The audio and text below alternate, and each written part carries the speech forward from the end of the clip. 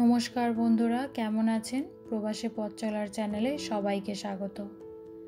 আজ আমাদের গন্তব্যস্থান মেক্সিকোর বিখ্যাত সেনোট। এই সেনোট হলো একটি মেক্সিকোর বিখ্যাত প্রাকৃতিক জলাধার, যা প্রাকৃতিকভাবেই সৃষ্টি হয়েছে। সেনোটের প্রবেশপথ। আজ আমাদের মেক্সিকোতে তৃতীয় দিন। আমরা ট্যুর অপারেটরদের সাথেই এসেছি।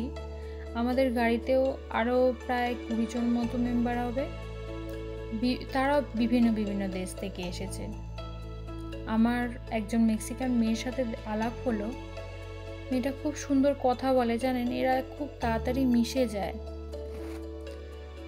আমরা অনলাইনে বুকিং করেই এসেছি। আপনারাও যদি কেউ আসতে চান, আপনাদের বলবো আপনারা অনলাইনে বুকিং করেই আসবেন। এখানে এসে বুকিং করলে না, ওরা একটু বেশি চার্জ করে। এই হলো সেই গুহার মতো জায়গা। সিঁড়ি ভেঙে আমরা নিচে নামছি। বাইরে একটা বোর্ড দেখলাম, জানেন, এই সেনোটে নাকি অনেক ধরনের সামুদ্রিক মাছ ও অনেক ধরনের প্রাণী আছে। এই সেনোটটা নাকি খুবই গভীর।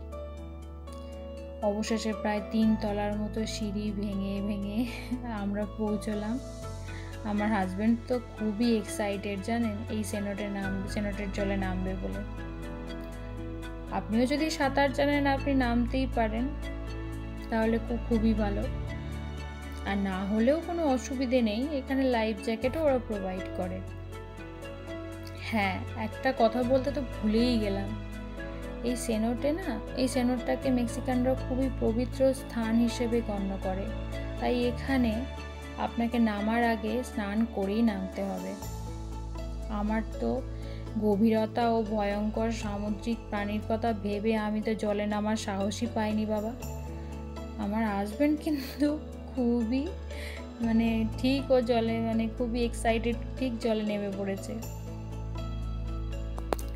আর আমিও জলে হাত দিয়ে, আর জলে যেই নেমেছে না, বলছে কি ঠান্ডা জলটা। আমিও জলে হাত দিয়ে দেখলাম, জলটা প্রচণ্ড ঠান্ডা, যেন বরফ গলা জল। আট থেকে আসি সবাইকে দেখছি খুব আনন্দে জলে স্নান করছে, জানেন।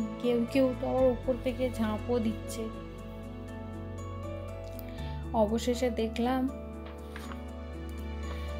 অবশেষে ওকে বললাম এবার উঠে এসো। ও তো কিছুতেই শোনে।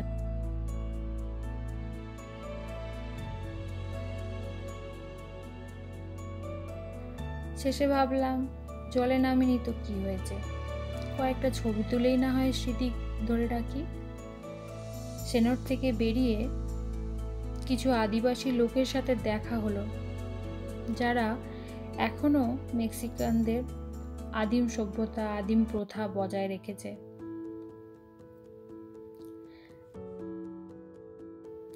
আমাদের পরবর্তী গন্তব্যস্থান সেনোট হুবুকি।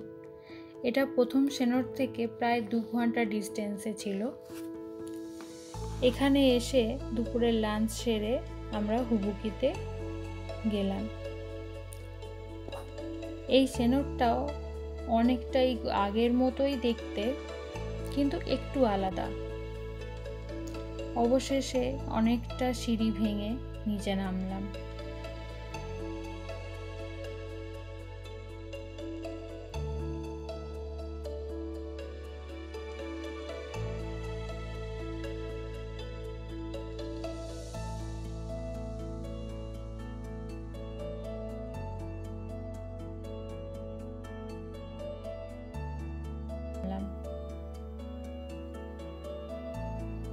আমরা যখন এখানে পৌঁছলাম তখন প্রায় 4টের মতো বাজে।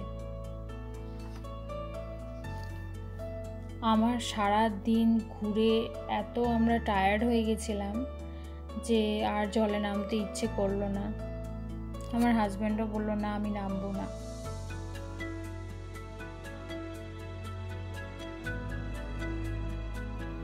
জলের মধ্যে দেখলাম কিছু ছোট ছোট মাছ, লাল কালো আরও অনেক রকম কালারের ছিল।